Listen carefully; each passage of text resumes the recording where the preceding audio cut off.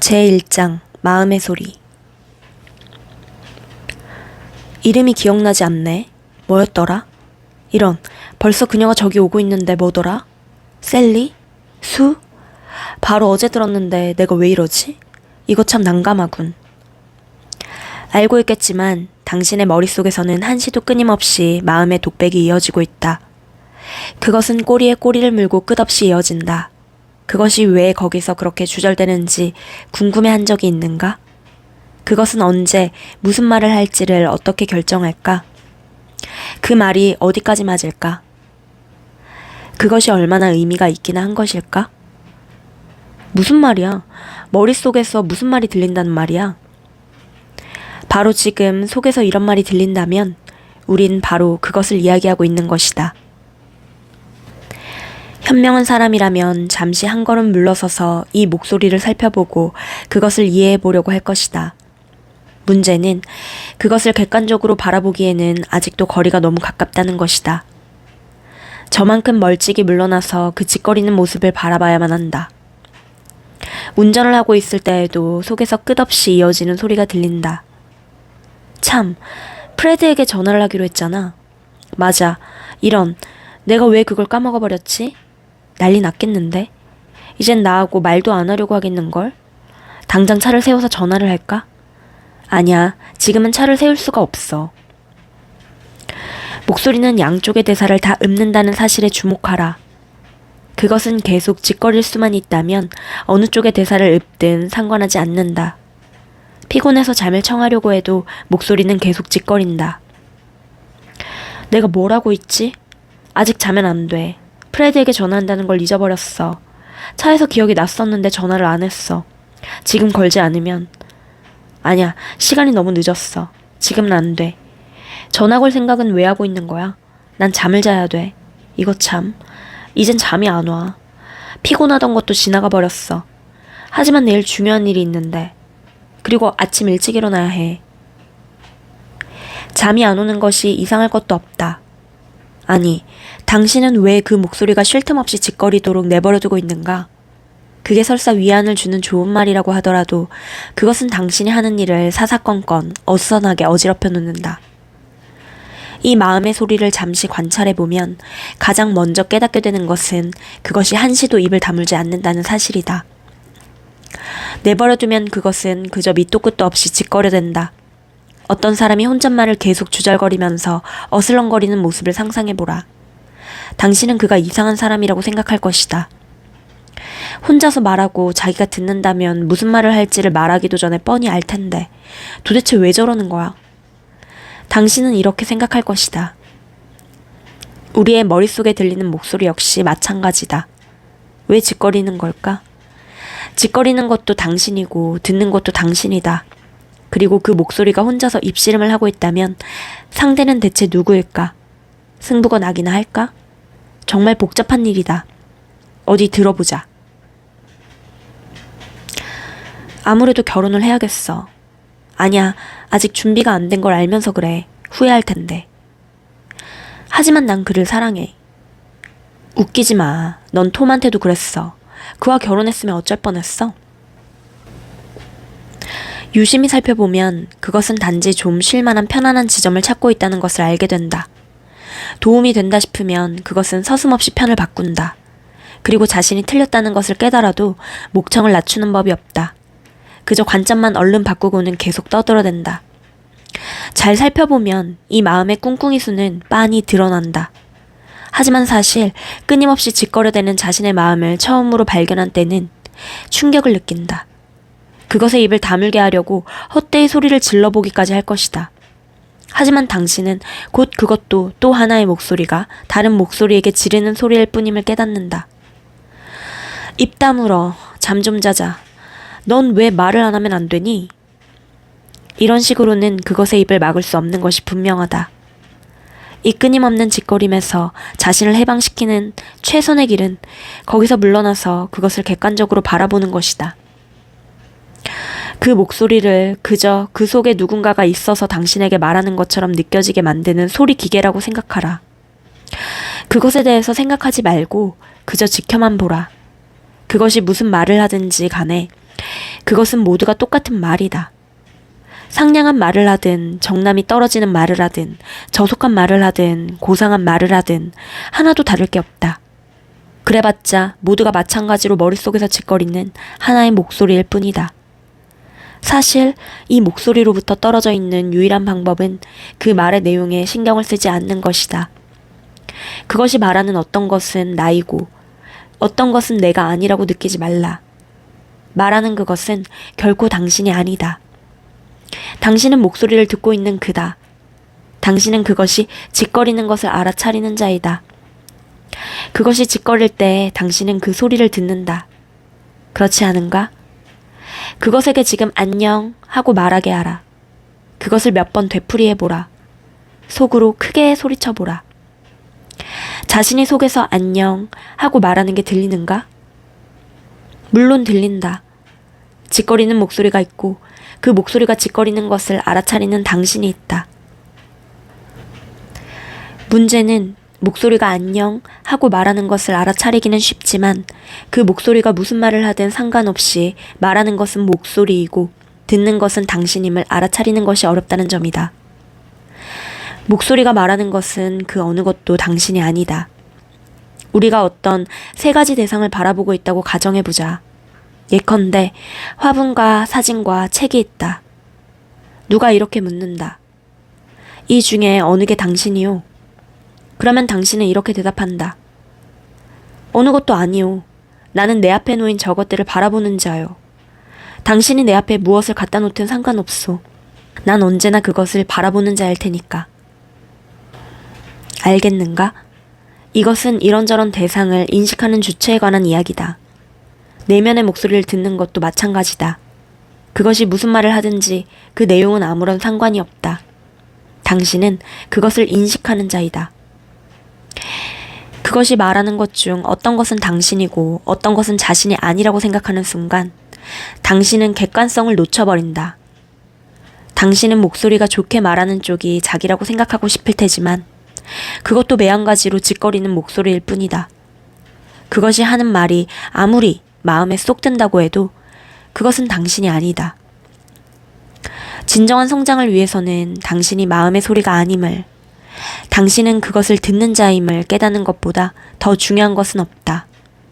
이것을 이해하지 못하면 당신은 목소리가 말하는 온갖 것들 중에 어느 것이 진짜 자신인지를 알아내려고 끙끙댈 것이다.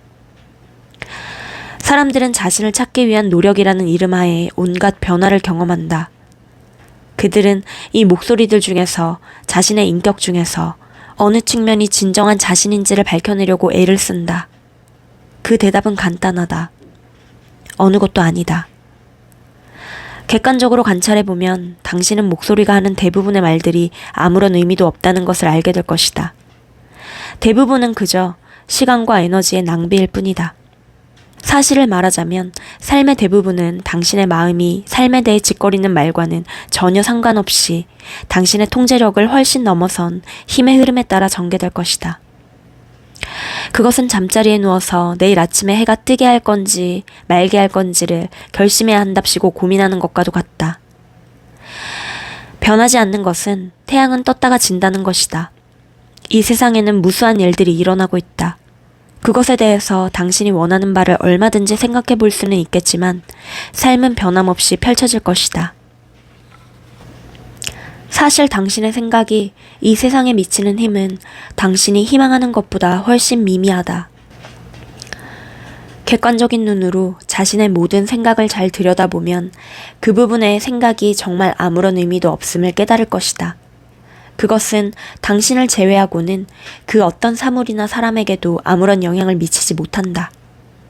그것은 그저 지금 일어나고 있는 일에 대해서, 과거에 일어났던 일에 대해서, 아니면 앞으로 일어날지도 모를 일에 대해서 당신의 기분이 좋아지거나 아니면 나빠지게 만들고 있을 뿐이다.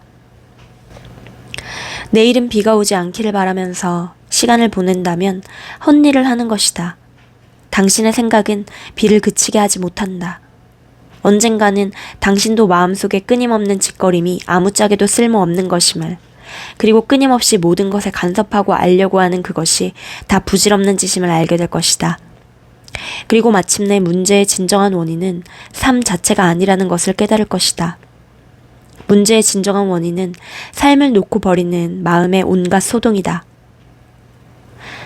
여기서 중요한 의문이 올라온다. 즉, 내면의 목소리가 하는 말이 그토록 부질없고 의미 없는 것이라면 그것은 애당초 왜 거기에 있는 것일까? 이 질문에 대한 답의 열쇠는 그것이 말할 때 무엇을 어떤 이유로 하는지를 이해하는 데에 있다. 예컨대 어떤 경우 마음의 소리는 물이 끓을 때 주전자가 소리를 내는 것과 같은 이유로 말을 한다. 그러니까 풀어내야 할 에너지가 속에 많이 쌓여 있는 것이다.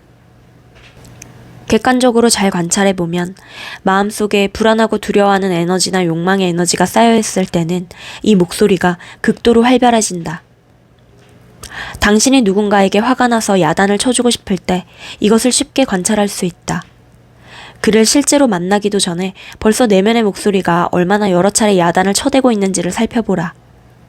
마음속에 에너지가 쌓이면 그것으로 뭔가를 하고 싶어진다. 목소리가 짓거리는 것은 마음이 편하지 않기 때문이고, 짓거림은 그 불편한 에너지를 풀어준다. 하지만 특별히 거슬리는 것이 없을 때조차 목소리는 여전히 짓거리고 있는 것을 발견할 것이다. 길을 걸어가다가도 그것은 이렇게 짓거린다. 저 개 좀 봐. 레브라도 종이야. 야, 저 차 안에는 또 다른 개가 있네. 저놈은 옛날 우리 개 얼룩이를 닮았어. 우와, 올즈모빌도 있네. 알래스카 번호판을 달고 있어. 저건 이 근방에는 흔치 않은 건데. 그것은 사실 당신에게 세상을 중계방송해주고 있다. 하지만 그게 다 무슨 소용인가? 밖에서 일어나는 일들을 당신은 이미 눈으로 훤히 보고 있는데 마음의 소리가 그것을 새삼스럽게 되뇌어주는 게 무슨 도움이 된단 말인가? 이것을 아주 잘 따져봐야 한다. 당신은 한번 헬깃 보는 것만으로도 사물의 세세한 내용을 그대로 파악한다. 나무를 본다면 당신은 힘들이지 않고 가지와 잎사귀, 꽃봉오리들을 다 본다. 그렇다면 이미 본 것을 왜 말로 표현해야 하는가 말이다. 저 말치나무를 좀 봐. 푸른 잎사귀 위에 핀 흰 꽃이 너무 아름다워. 꽃이 참 많이 피었어. 정말 만발했네. 이것을 잘 관찰해보면 당신은 마음이 이렇게 해설해주는 덕분에 주변 세상에 대해 더 편한 느낌을 갖게 된다는 사실을 깨닫게 될 것이다. 그것은 마치 자동차 뒷좌석에 느긋하게 기대앉아서 드라이빙을 나가는 것처럼 당신이 상황을 제대로 통제하고 있다는 느낌을 갖게 한다. 나무는 더 이상 당신과 아무런 상관없는 세계의 어떤 나무가 아니다. 그것은 당신이 보고 판단하고 이름 붙인 나무이다. 마음속에서 말로 표현함으로써 당신은 세상에 대한 처음의 직접 경험을 당신의 생각의 세계 속으로 가져온 것이다. 거기서 그것은 당신의 가치체계나 과거 경험을 이루고 있는 다른 생각들과 어우러진다. 외부 세계에 대한 당신의 경험과 마음속 세계에 대한 당신의 상호작용 사이에는 어떤 차이점이 있는지를 잠시 살펴보자. 당신이 그저 생각을 하고 있을 때는 어떤 생각이든 마음속에서 마음대로 만들어낼 수 있다. 그리고 이 생각들은 목소리로 표현된다. 당신은 마음의 놀이터에 죽치고 앉아서 생각을 만들어내고 주물럭거리는 일에 매우 익숙하다. 이 내면의 세계는 당신이 지배할 수 있는 하나의 대체 환경이다. 하지만 외부 세계는 자체의 법칙에 발맞추어 행진한다. 목소리가 외부 세계를 당신에게 해설해 줄 때 그 생각들은 이제 당신의 다른 모든 생각들과 뒤섞여서 주변 세계에 대한 당신의 경험을 물들인다. 결국 당신이 경험하는 것은 여과되지 않은 있는 그대로의 진짜 세계가 아니라 당신의 해석에 따른 당신만의 세계인 것이다. 외부 세계 경험에 대한 이 마음의 조작은 있는 그대로의 현실에 대한 완충작용을 한다. 예컨대 한순간에 당신이 보는 것은 무수히 많지만 목소리는 그중 단 몇 가지만을 중개한다. 마음속에서 거론되는 것들은 당신에게 중요한 것들이다. 이 미묘한 사전 처리 과정을 통해서 당신은 당신의 현실 경험이 마음에 잘 맞아떨어지게끔 조작할 수 있게 된다. 사실 당신의 의식은 현실 그 자체가 아니라 마음이 만들어낸 현실의 모조품을 경험하는 것이다. 이것을 매우 유심히 관찰해야 한다. 왜냐하면 바로 이것이 당신이 끊임없이 벌이고 있는 일이기 때문이다. 겨울에 외출했다가 추위에 몸이 떨리면 목소리가 말한다. 어이 추워. 이 말이 무슨 도움이 되는가? 춥다는 사실은 이미 알고 있었다. 추위를 경험하고 있는 것은 바로 당신이다. 목소리는 왜 그것을 당신에게 말하고 있는가? 그것은 마음속에다 세상을 재창조하기 위한 것이다. 당신이 세상을 통제하지는 못해도 마음은 통제할 수 있기 때문이다. 그 때문에 마음속으로 짓거리는 것이다. 세상을 원하는 대로 바꾸지는 못해도 그것을 마음속으로 말하고 판단하고 불평하고 그것에 대해 어떻게 할 것인지를 결정할 수는 있다. 이것은 당신에게 아직 힘이 있다는 느낌을 들게 한다. 몸이 추위를 느낄 때 기온을 바꿔놓기 위해서 당신이 할 수 있는 일은 없다. 하지만 마음이 추워 라고 말하면 집에 거의 다 왔어. 조금만 더 가면 돼. 하고 다독거릴 수는 있다. 그러면 기분이 한결 나아진다. 생각의 세계에는 경험을 조절하기 위해 할 수 있는 일이 많이 있다. 그러니까 당신은 외부 세계를 내부에다 재창조한다. 그리고 마음속에서 살아간다. 그런데 이것을 그만두기로 한다면 어떻게 될까? 세상에 대한 해설을 중단하고 그냥 의식적으로 그것을 관찰하기만 한다면 당신은 문이 더 활짝 열리고 무방비로 노출되어 있는 느낌을 받게 될 것이다. 그것은 다음에 어떤 일이 일어날지를 전혀 예상할 수 없는 데다 마음이 지금까지 당신을 돕는 일에 너무나 익숙해져 있었기 때문이다. 마음은 현재의 경험을 처리하여 그것이 당신의 과거에 대한 견해와 미래에 대한 전망에 맞아 떨어지도록 조작해준다. 이 모든 것이 최소한 겉보기에는 만사가 통제되고 있는 것 같은 느낌이 들도록 만들어주는 것이다. 마음이 이렇게 하지 않으면 당신은 당장 불안에 빠진다. 대부분의 사람들에게 현실은 불편할 정도로 현실적이어서 마음으로써 그 현실을 순하게 길들여야만 한다. 당신이 그 일을 맡겼기 때문에 마음이 그토록 끝없이 짓거렸다는 것을 이제 당신도 깨닫게 될 것이다. 당신은 그것을 하나의 보호장치, 일종의 방어수단으로 사용한다. 그래서 그것은 당신을 더 안전하게 느끼게 한다. 그것이 당신이 원하는 바인 한은 당신은 삶을 그저 사는 대신 마음을 식혀서 삶의 충격으로부터 당신을 늘 경호하게 할 것이다. 세상은 당신이나 당신 생각과는 무관하게 그 변화무쌍한 모습을 펼쳐내고 있다. 그것은 당신이 오기 전부터 있었고 당신이 떠난 뒤에도 오래도록 남아있을 것이다. 사실 당신은 세상을 지킨다는 핑계 아래 자신을 지키려고 발버둥치고 있는 것이다. 개인의 진정한 성장이란 불안해하면서 보호를 요청하는 자기 안의 어떤 부분을 극복해내는 것에 관한 문제이다. 그것은 속에서 짓거리는 목소리가 아니라 그 목소리를 알아차리는 것이 바로 당신임을 끊임없이 스스로 상기시키는 작업을 통해서 해낼 수 있다. 이것이 탈출로이다. 당신이 늘 자신에게 자신에 대해 말을 하고 있다는 사실을 아는 내면의 그는 언제나 말이 없다. 그것은 당신 존재의 심층으로 들어가는 문이다. 짓거리는 목소리를 지켜보고 있는 자신을 인식하는 것은 환상적인 내면의 여행을 향한 문턱을 넘는 첫걸음이다. 잘 이용하기만 한다면 근심과 혼란과 온갖 신경증의 근원이었던 그 마음의 소리를 진정한 영적 각성의 발판으로 바꾸어 놓을 수 있다. 목소리를 지켜보는 그를 알면 당신은 창조의 가장 깊은 비밀을 알게 될 것이다.